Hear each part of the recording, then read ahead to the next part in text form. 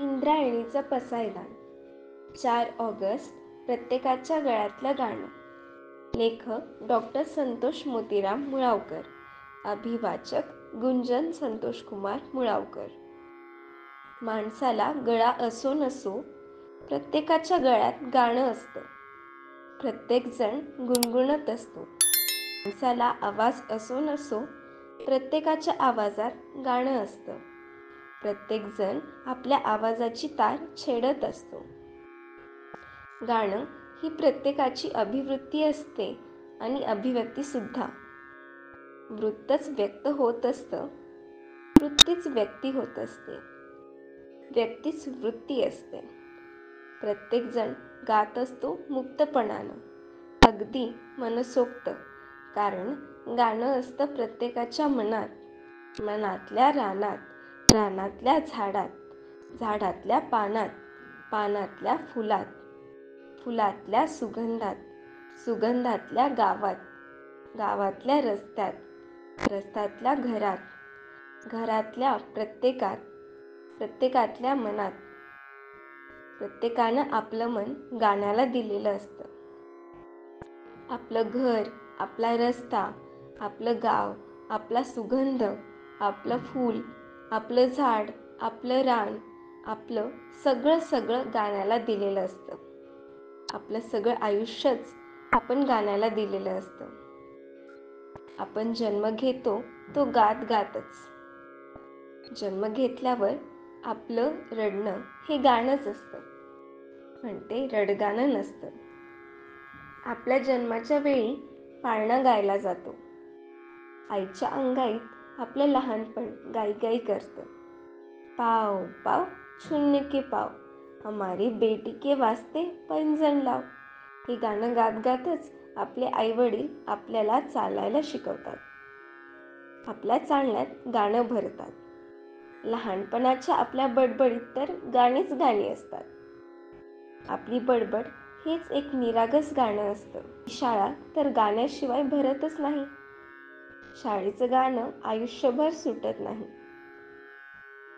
आयुष्यभर आपण शाळेसोबतच गुणगुणत असतो. आपलं शिस्तबद्ध संचलनही गाण्यातच असतं. आपल्या वयात आलेल्या चंदेरी गाण्याला काटेरी गाण्यांचा बहर असतो. न भंगताही आपल्या हृदयाला भंगाचा अभंग सापडत असतो. आयुष्यात सावध सावधान ह्या गलबलाच्या घटिका गात गातच येतात. हेरची आणि सासरची गाणी तर आयुष्यभर हिंदोळत असतात. आयुष्यात प्रीतीच्या गाण्यापाठोपाठ रडगाणी येतात. रडगाण्यापाठोपाठ रडगाणी येतात. रडगाण्यांच्या मध्ये मध्ये ओरडगाणी येतात. रडगाणी शाश्वत असतात. ओरडगाणी रडगाण्याला पूरक आणि प्रेरक असतात. आयुष्याचं गाणं नेहमीच दुखतं तर क्वचित हसरं असतं. दुसऱ्या गाण्यावर हळूवार फुंकर गाणंच घालत असतं.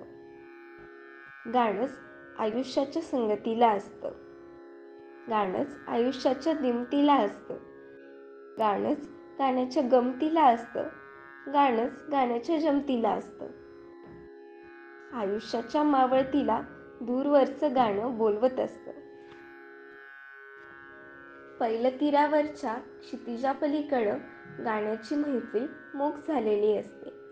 पैलतीराच्या क्षितिजाच्या अलीकडं गाण्याची मैफिल उत्कर्ष बिंदूवर पोहोचवत मृत्यूला स्पर्श करते. तो पैलतीराच्या क्षितिजापलीकडची मूक झालेली मैफिल बोलकी करायला जातो. ती मैफिल बोलकी होते, उत्कट होते. संपलेल्या भैरवीचं न संपणारं गाणं सुरू होतं. न संपणारं गाणं अनंताच्या गाण्यात अलगद विलीन होतं. अनंताचं गाणं हेलावतं. हे गाणं आपण तोडून तर आपलं नाही, ही खंत अनंताला खात राहते. गेलेल्या गाण्याला पोचवायला येणारं निरोपाचं गाणं घेऊन येतात. निरोपाचं गाणं गाण्याबद्दल गात असतात. गाता गाता स्वतःचं सांत्वन स्वतःच करत असतं. गाणं माणसाची साथ सोडत नसतं कधीच. म्हणूनच प्रत्येकाच्या गळ्यात गाणं असतं. प्रत्येकाच्या गळ्यातलं गाणं किशोर कुमार आयुष्यभर गात राहिला. म्हणूनच त्याच्यासारखा तोच ठरला. 4 ऑगस्ट 1929ला किशोर कुमारचा जन्म झाला, तो प्रत्येकाच्या गळ्यातलं गाणं गाण्यासाठीच. म्हणूनच अनंताचं गाणं गाण्यासाठी निघून गेल्यावरही किशोर कुमार प्रत्येकाच्या गळ्यातलं गातच आहे. प्रत्येकाच्या गळ्यात, प्रत्येकाच्या गाण्यात, प्रत्येकाच्या गुणगुणण्यात तो असतो. त्याच्या अनंताच्या गाण्यालाही अंत नाही.